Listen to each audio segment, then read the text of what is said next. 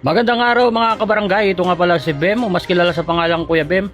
Ngayon nga ay pumunta ako sa Barangay North Fairview kasi nabalitaan kong mamimigay sila ng first aid kit para sa sakuna kung ano mang mangyari sa mundong ibabaw kagaya ng sunog, lindol at ano pa, lalo na ang baha. Sa ngayon kasi nakakaranas tayo ng hindi maganda sa ating panahon sapagkat sobrang tindi na talaga ng climate change. Kaya naman walang katubili pumunta ang inyong lingkod dahil gusto kong maglingkod sa serbisyong bayan o tinatawag nating volunteer. Kaya naman wala naman akong ahensya, wala naman akong manager at ako naman ay freelance vlogger. Kaya kung saan may event ng barangay, nandun ako. Siguro yung iba nagtataka bakit ako nandun lagi sa barangay, wala naman akong katungkulan. Ako po ay tumutulong sa mga tao kahit yung sarili ko hindi ko na matulungan. Anyway, nandito nga pala at namimigay sila, si Kagawad at si SK. Ayan, screenshot nyo na lang o tingnan nyo kung kilala nyo. Basta para sa akin sila ang aking binoto nung nakaraang halalan. At kung makikita nyo nga dito ay namimigay sila at in-explain nila kung paano gamitin ang mga first aid kit. Pinapakita rito ni Catherine kung paano nga ba. Pero syempre nakadub na to kaya hindi nyo na maririnig dahil yung cellphone ko ang hirap talaga. Sobrang pangit ng audio nito. Kaya naman ginawa ko na lang tong dub habang nandito ako sa sulok at iniisip kung hanggang kailan pa ang buhay ko sa mundong ibabaw.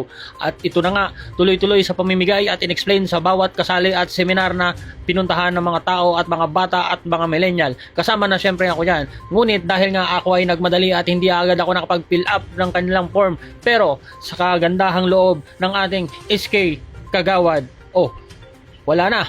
Nagkaroon na talaga ako ng pagkakataon na mabigyan at ito na nga, pinaghahandaan ko talaga ang sakuna at trahedya at kung sakaling palayasin na talaga ako, mayroon akong first aid kit na laging dala-dala mula sa sunog, bagyo, lindol at kahit ano ba. Dito kasi sa Pilipinas ay napakatindi ng mga sakuna, lalo na ang pagbaha at sunog dahil sa flood control. At bago nga matapos ang vlog nito, gusto ko palang pasalamatan ang lahat ng mga nag-follow sa akin at nag-like dahil sa inyo ginaganaan ako mag-vlog at dahil sa inyo magsiservisyo ako sa bayan. Marami na rin ako na content, iba't iba na rin, mayroong pagkain, may politika at may mga reaction video. Salamat din pala sa mga patuloy na nanonood at nang happy sa akin dyan sa comment section. Wala na kayong magagawa, nasa mundo na ako ng social media. Since 2010, nandito na ako at ngayon pinapatunayan ko sa inyo na wag kayong susuko sa buhay nyo dahil ang buhay ay weather lang. At yan ang sinasabi kong bago na may first aid kit. So nireview ko na yan at hindi ko na dapat ipakita sa inyo dahil alam naman ng Luzon, Visayas, Mindanao yan at handog sa inyo ng Philippine Red Cross yan. At nung nakaraang araw nga at ito napag-isipan ko na mag-sign up sa Philippine Red Cross, sana ma-approve tayo. At dito sa Barangay North Fairview, makakasa kayong patuloy akong magsiservisyo kahit wala ako sa posisyon o walang pwesto.